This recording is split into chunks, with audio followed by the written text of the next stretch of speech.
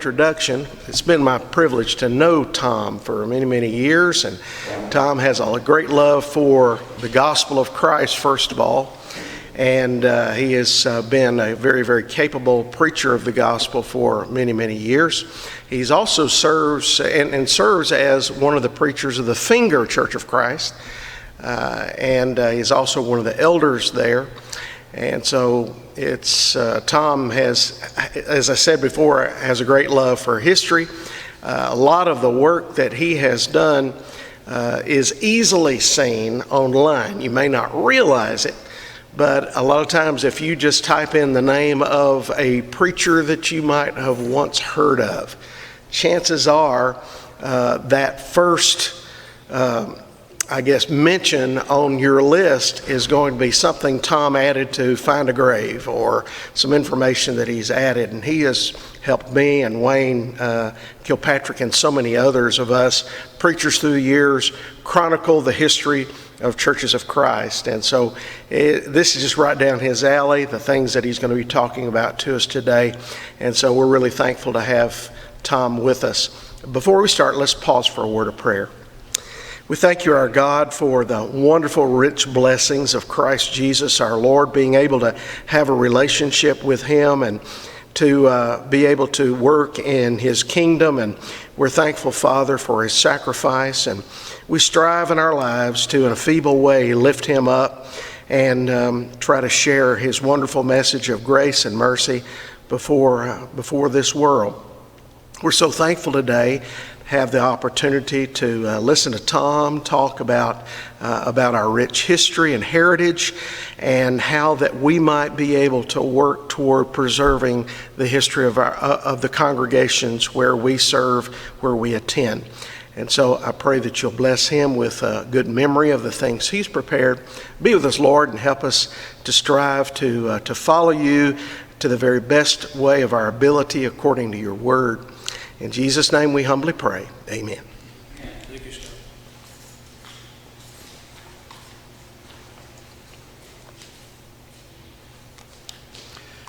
Thank you very much, Scott, and we welcome you here to this lecture, and we also glad to have those that will be watching online as well. I became a Christian in 1955. I was 12 years old, so I've been a Christian over 65 years. And in the county where I was reared, North Mississippi, Tipper County. Now, if you live in the county, you pronounce it Tipper. It's T-I-P-P-E-R. But the reason we do that is we want to distinguish between the resident members and those who are outsiders. So we kind of use that as a separation. But anyway, it's North Mississippi. And growing up, I dealt with the situation of, you folks in the Church of Christ, you haven't been here very long. Denominational preachers have been here a long time.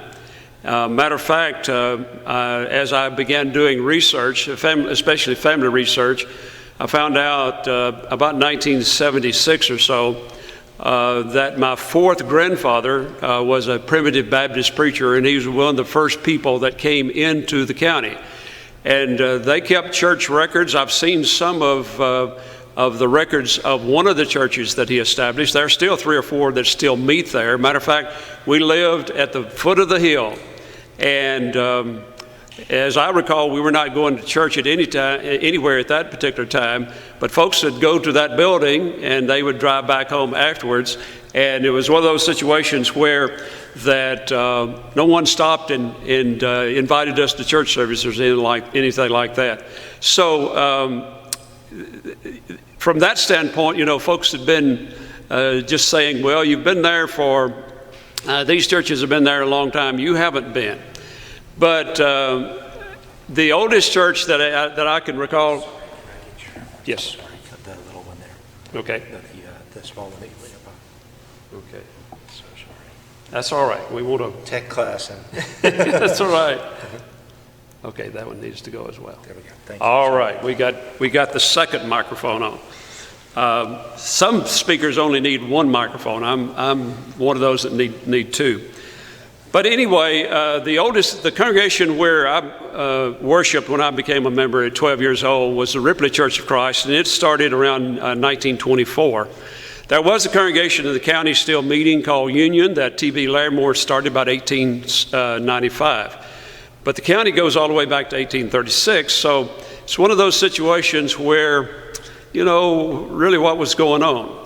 Well, lo and behold, as I began studying, and this is one of the rewards of doing local church history, is you find out a lot of things that maybe other people have not told you about. For instance, you can get the history of Tippah County, and nothing is really said about the Churches of Christ until the 20th century. And I blame it in maybe two reasons for that. Number one is that we probably have done a poor job of keeping records. And for that reason, when a historian starts writing the history of that county, no one's written about the Churches of Christ. Or it may very well be because of the Civil War. There are a lot of things that were destroyed because of that. It also might be that because people are prejudiced and they just don't know any better. That's usually the case. So I started doing some research, and I had, I guess, for 3 or 4 years, a copy of the Bible Advocate and the Christian Reformer. I got it from Wayne Kilpatrick, and I got it with the idea of we're going to take this from microfilm and we're going to try to get it where that we can put it on our computer and read it from that standpoint. And so we eventually did that. And I brought with me, it's a heavy copy, but here's the first issue, and it's not the first issue, this is 1842 copy right here. And this was published, started first of all in 1836, published for 1 year, and then I think he skipped a year, or maybe started maybe 1840. But anyway, he starts it back. Christian Reformer, 1836, and it's the oldest publication, I think, in the state of Tennessee, a religious publication. And so he starts it back, and it's the Bible Advocate. And it's much like what the Gospel Advocate does, in that you've got not only articles in there, teaching articles, but you've also got people reporting.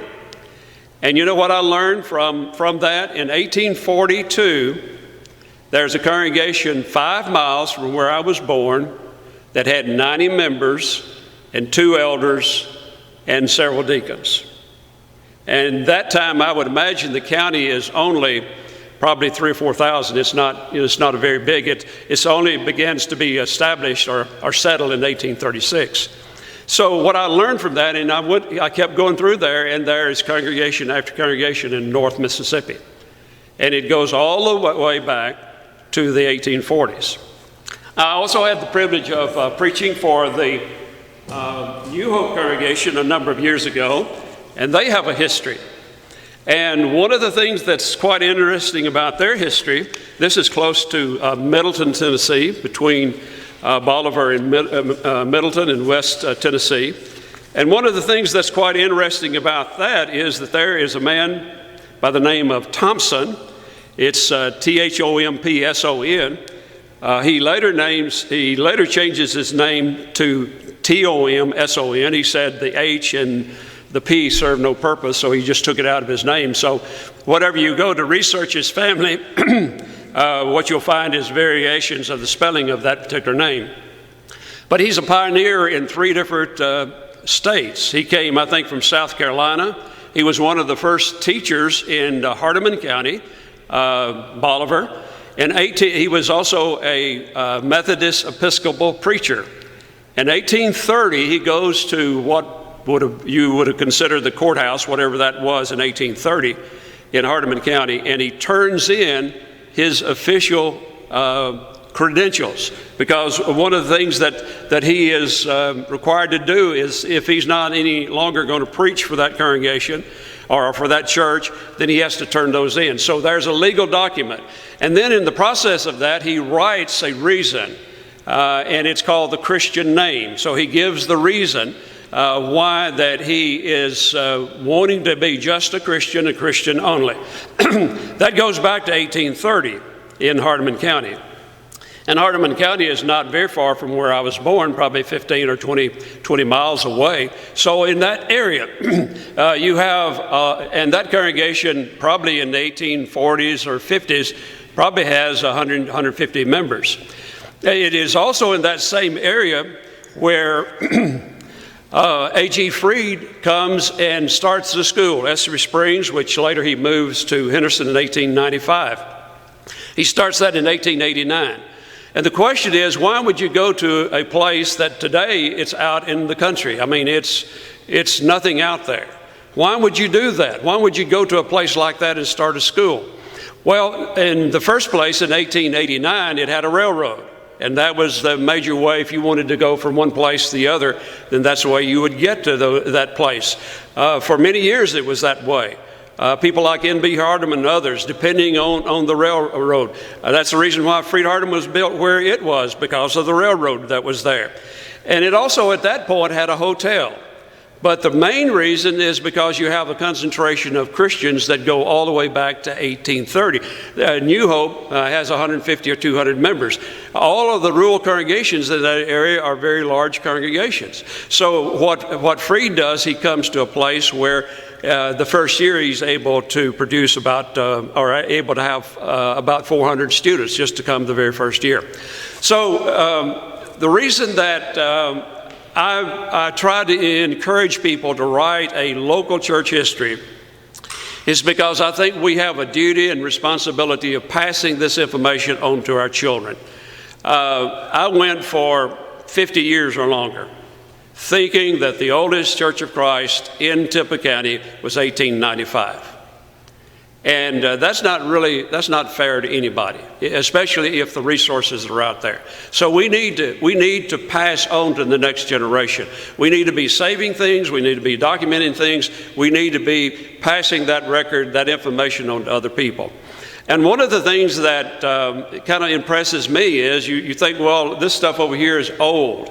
But you know, it doesn't take you very long when you start collecting something.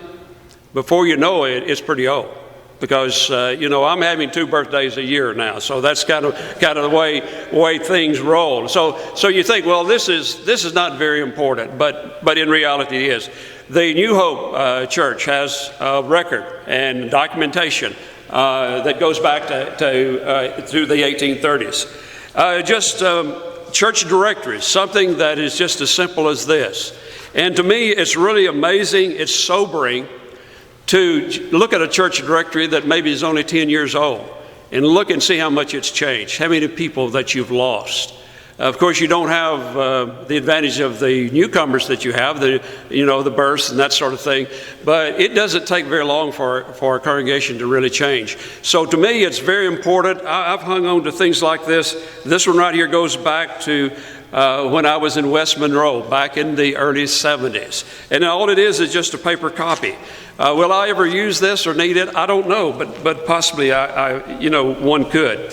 In my collection of materials, my father-in-law was an elder at the Beach Hill Church of Christ, and it's just barely into Benton County, but their address is Ripley, Tippah County. And David Light was the preacher there in the 70s. My father-in-law served for about 27 years, and this David wrote in his name. He apparently was there 2 years, at least there are 2 years of bulletins, and he saved enough for all the elders, and he bound them by using staples. And then this is duct tape right here. Nothing fancy, it didn't cost very much. But for those who know anything about the people of that congregation, relatives and so forth, this right here is, it could be valuable. I haven't gone back and looked at it. But for someone interested in writing the history or just reminiscing and that sort of thing, this right here becomes something that becomes very, very valuable. One of the things that I oftentimes wondered when I became a student, I went to Freed Hardeman in 1966. And it amazed me how people in Beach Hill and Ripley congregations in that area, why are you so proud of me going to Freed Hardeman? What is it about going to Freed Hardeman that's so very special? Well, the thing that I didn't know that My wife especially had a great uncle that went to school at Georgie Robinson, and when he got married, he met someone from there and got married, and when he got married, A.G. Freed said the ceremony. And just about all of those siblings became school teachers, and they made their impact, especially in North Mississippi and in Florence area. You have people that were children and grandchildren from those people. And so Freed Hardeman, and some of those people went to Freed Hardeman themselves in the 1930s. So when you understand something about your past and your history, you understand why people feel the way they do, and you have a greater appreciation for things that are going on. Here is some of the kind of things that people produce. This was done for the Centobia Church, and there was a person that knew I was interested in history, and she said, "Can you help me out?" And so what we ended up doing was helping her find a number of preachers. If you're going to write the history of the congregation, you need to know who preached for you. That is, who preached for you on a regular basis. And you need to understand where they came from, and you need to know how long they're there, and you'd also need to know where they went next. What did they go on to accomplish, and that sort of thing. So one of the challenges is what later happened to the preacher that preached for us, several years or whatever the case might be. And Scott and Wayne and I are going to visit a grave, hopefully this week, and it's one of the preachers that preached for this congregation.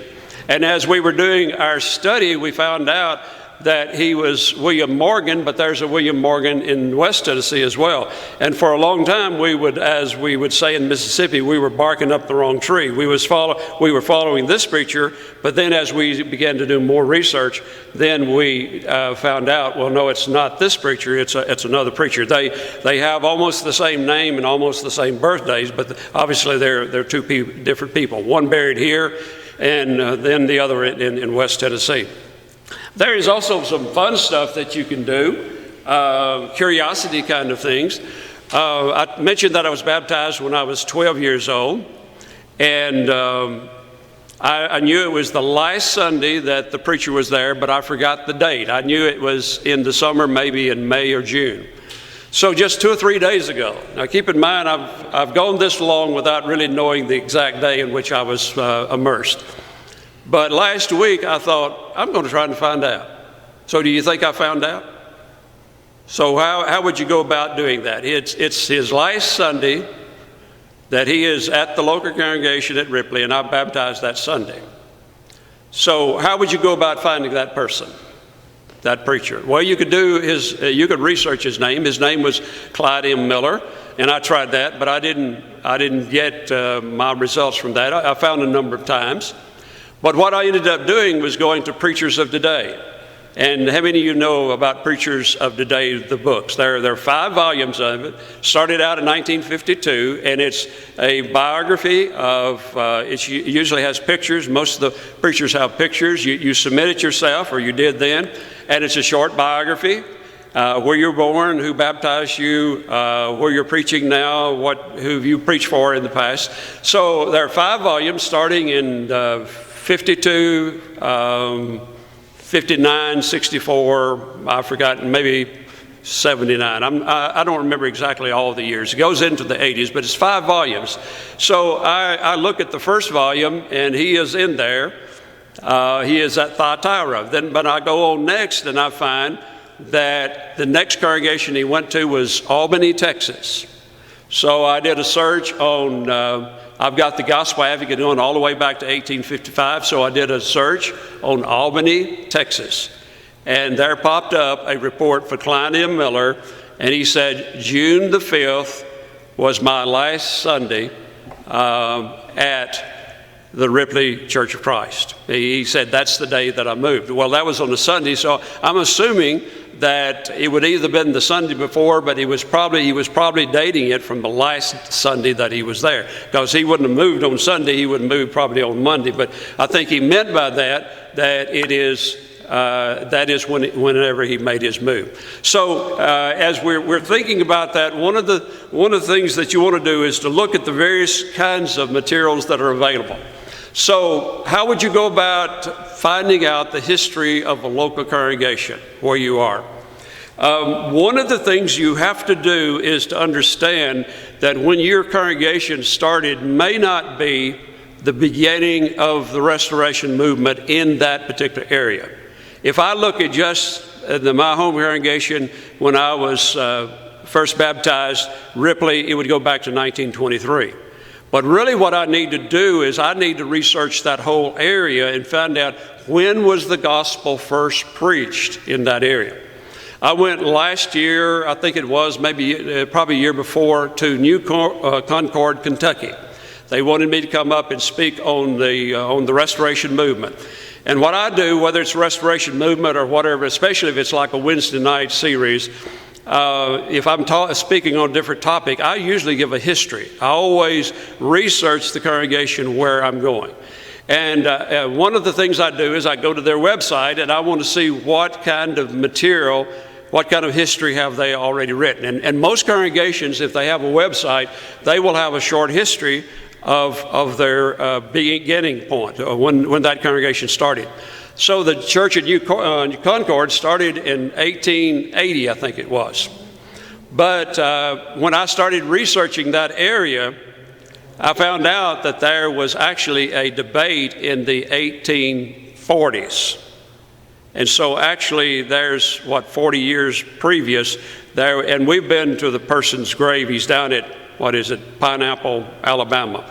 I forget the person's name. Yes, and he has a debate in 1830 or 1840, and so I found that information, got that, and so and I did the same thing with a congregation down in Mississippi. Their beginning point I think was 1910 or 12. But whenever you start looking at what I call East Mississippi, down in that area, over Columbus in that area, the gospel is something that is usually there a lot sooner than the local congregation. And the reason for that, just like now, you have, for various reasons, towns that are booming at one time, they fade away, congregations relocate. There's a congregation in Tippah County that it's the Enon congregation, and their building burned during the Civil War. It was not, I think it was a lightning strike. They didn't have electricity, obviously, but it burned, and there's nothing left but the cemetery. And a lot of times these cemeteries, that's an indication at one time that was a church building there. That's not always the case, but sometimes it is. And what's happened is they moved somewhere else, are disbanded for various reasons, whatever the case might be. So as you're doing your research, you need to keep that in mind. And the thing that really amazes me, there's nothing like sharing with people something about their history. Because when I went to New Concord, I spent almost as much time in the foyer talking as people as I did up in the pulpit teaching. To me, that's a good sign of a lesson presented. A lesson that strikes at the heart of people is whenever they want to keep on talking to you. And when I went down into Mississippi, what we encountered there was the same kind of situation.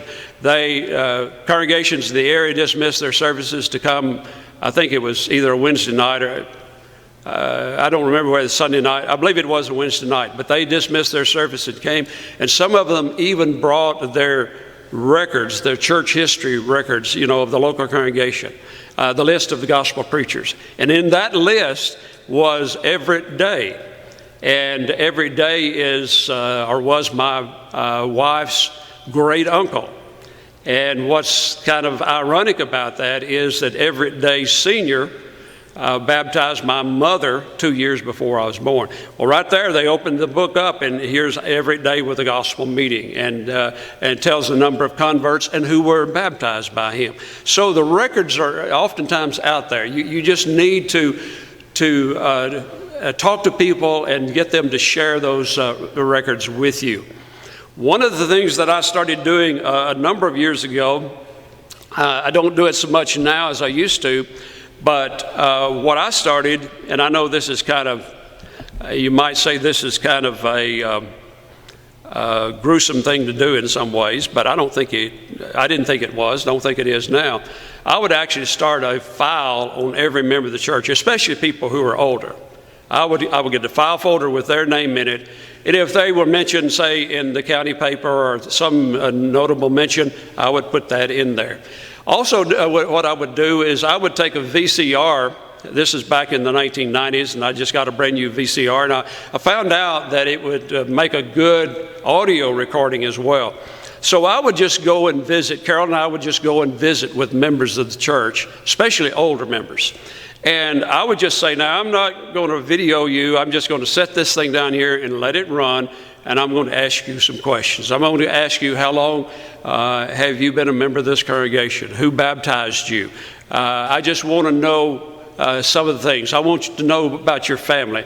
And we would sit there for maybe an hour and a half. And what was amazing is, say 6 months or a year later, say one of those people passed away. All I'd have to do is just pull that VHS tape out and put it in and listen to it. And right there was the information that they told me about their family. They expressed how they felt about their children, their grandchildren. So a lot of information like that. This is what is called oral history. And it is something that you need to have done yesterday, really is the situation. You need to talk to these people while you still can, because they're not going to be around all that long. You may think, well, I got plenty of time to talk to them. But don't make that mistake, because all of us have run into a situation where we've said, well, I intend to talk to this person, but we just kind of put it off, and first thing you know, it's too late to talk to them about that. So and when I go sometimes and visit with people, guess who it is that I go and visit first? I try to find the oldest member in that congregation, and I ask them this question. I said, who baptized you? And what happens is usually, sometimes they'll say, well, I don't remember, and they'll say, well, this some old preacher, something like that. But oftentimes they will remember. They remember who baptized them. And so you start asking questions. Just find out about them. Of course, I'm interested in the younger people too, but I'm interested in those older people because they've had a lot of birthdays and they've got a lot of rich history. Plus, they're not going to be around a whole lot more longer. Not as long, generally speaking, as the younger people will. So that's one of the ways in which you might go about doing that. Another thing that I think is kind of sad in a way, and I understand why we do it, but at the same time, I don't think it gives us the whole picture. For instance, if you look at the history of the Henderson Church in Henderson, Tennessee, they will give their history dating back to 1903. And in a way that is correct, but in a way it's not correct. Because what you have in that situation, you have something that's quite unusual. For instance, in 1890, you only have 4 or 5 congregations in the whole state of Tennessee that are using instrumental music. Memphis, Henderson, Tennessee, 1 or 2 in Nashville and Chattanooga. No one else in 1890. Henderson begins using instrumental music. Sometimes they used it, sometimes they did not. They started using it 1879, 1880, somewhere along there. And they did not disfellowship one another. They're the only congregation that I know of that used instrumental music basically for 20 years. But then you had a trial over in New Bern, Tennessee. And basically the courts ruled in favor. The congregation that leaves because of instrumental music is going to lose the property. The people that stay with the property, they keep the property. And that was kind of a wake-up call to all the churches, especially in Tennessee. And so it is, I don't think by accident that 1903 is that point in which A.G. Freed had spent all of this time trying to get people, educate people out of using instrumental music. John R. Williams, for instance, will defend Brother Freed. He has a son in school. And so people are asking Brother John R. Williams, who lives up in Obion County, why is it that you send your son down there where the church down there, they believe in the missionary society and they use instrumental music? And his reply is, well, they're trying to educate people and persuade them not to use it. So I think the turning point is in 1903 when it becomes evident that we're not going to be able to convince these people. They're going to use the instrumental music regardless of what we say or what we do. Because Freed, he is going out and he actually has a debate during that period of time against instrumental music. And so he obviously is opposed to it. And so keep in mind that sometimes when you start your history, it may go back further than you think. But it may be that because of the Civil War, a church disbands and they end up meeting somewhere else. So you've got to look at things along that line as well. So I've talked a few minutes about all of these things. What I'd like to do at this time is and I realize I'll have to repeat whatever question or comment that you might have, but does anyone have any questions or comments that you would like to make about any of the things that I've said up to this point? Yes, Scott. You were talking about bulletins. A lot of your photocopiers this day and time Yes. have good scanners. Yes.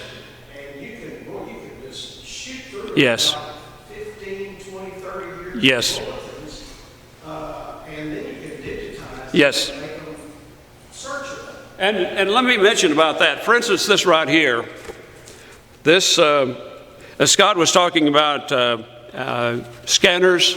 Matter of fact, probably the best scanner that you can find anywhere is where? Probably got it on your person. Yes, right here.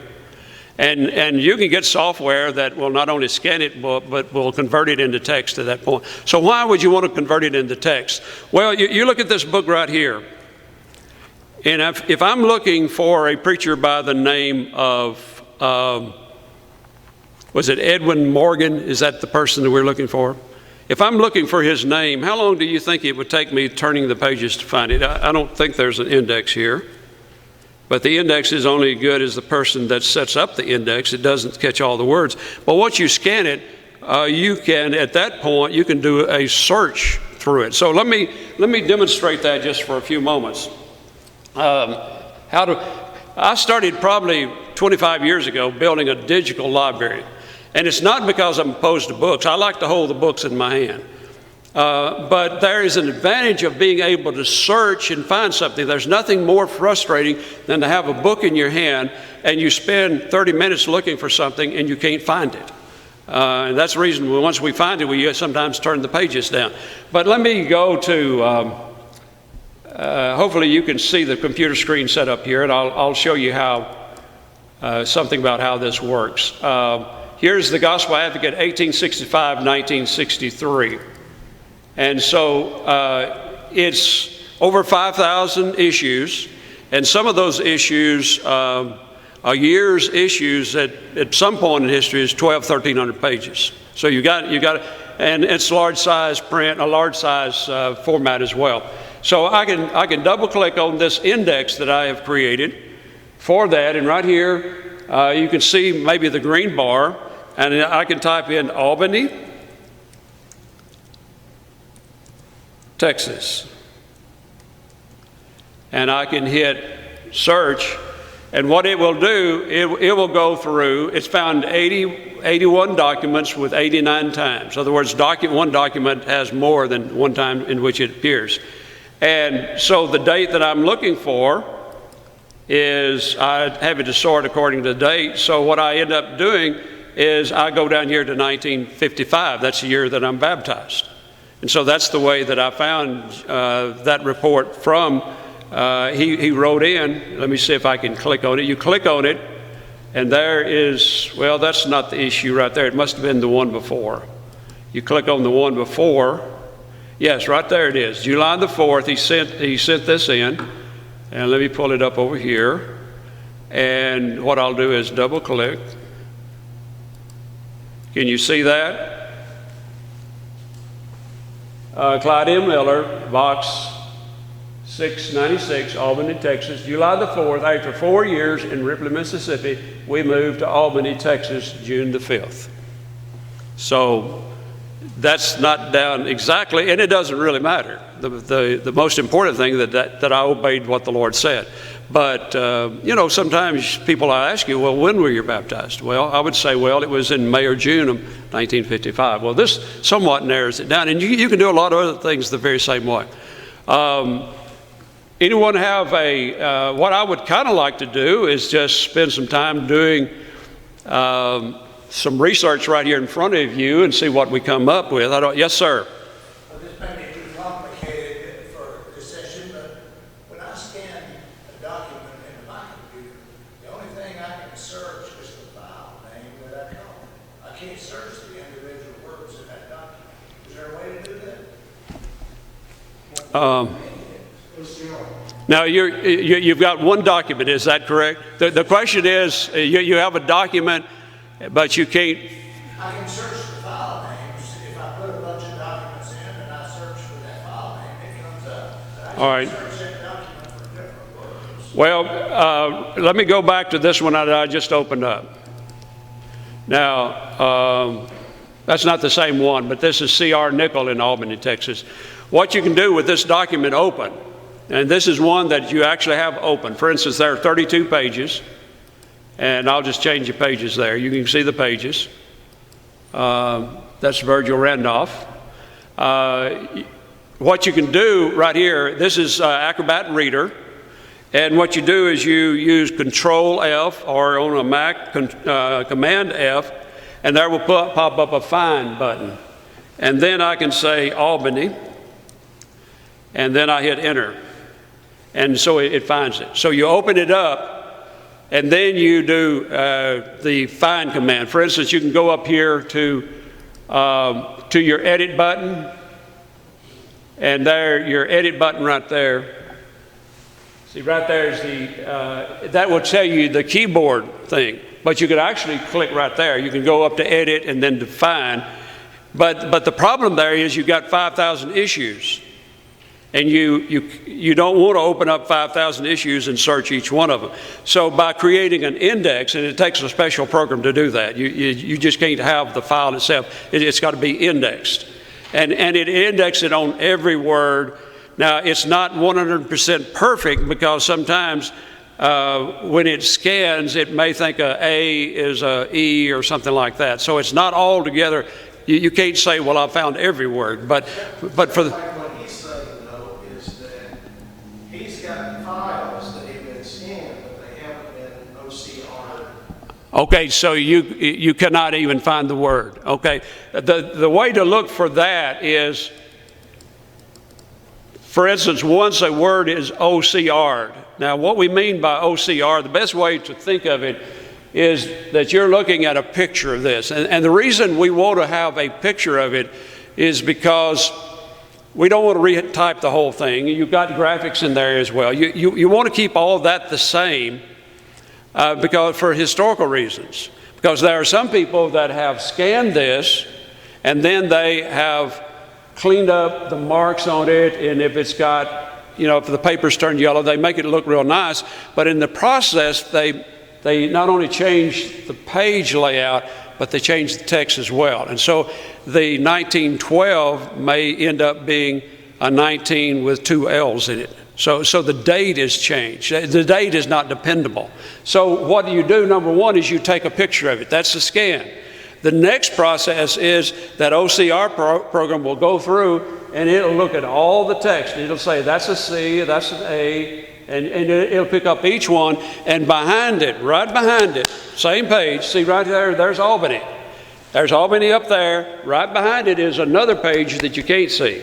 Now there's some of the software you can click a button, you can actually look and see what's behind. So it's right behind it, because you don't want to find it over here and not be able to go directly to it. You want it to be on the same page. So you've got to OCR it. You've got to have a special program, or you've at least got to have a program that will do that. And so once you OCR it, then you've got it, and the way to tell that is right here. See that right there? I can highlight that, and I can also copy it. So let's copy it and let's see what it looks like. I'll open up a Pages document. And you can see somewhat of the words there. Let's see if it gets Los Angeles correct. So I'm going to do a new document, and I'm going to paste it in right here. Whoops, it's not letting me paste. Let me go back and see what's going on. Make sure I copy it. Well, give it time to go to the, what is that called? Yeah, the little line that copies it to the notebook or. oh, okay, I've got it now, I think. I must not have clicked the copy button. All right, let me see if I can paste it. Now I can paste it. All right, you can't see that, but let's make it larger where you can see it. So that's the text behind it. So when you search it, you're not searching the graphic on top, not the picture. You're searching this right here. Now, if Avenue is not spelled correctly, then it would not find it. And that's the reason why sometimes I will do a search, like if I'm doing Clyde M. Miller, I might do M. Miller.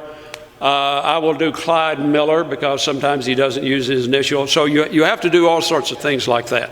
So you start out, and if you can't find what you're looking for in one search, for instance, I couldn't find it with Clyde Miller or Clyde M. Miller, then I started searching for Albany, Texas, for Albany, Texas, because I knew that's where he moved to next.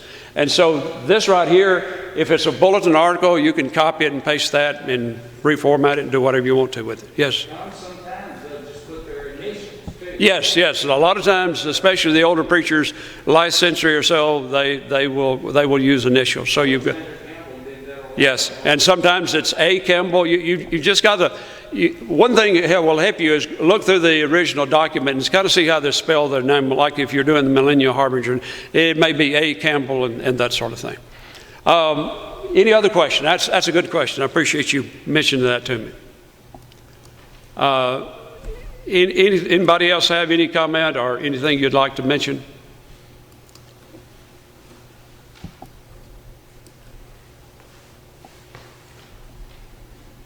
All right, David? At a congregation that I preached at, they had all their stuff in a Lord's Supper table.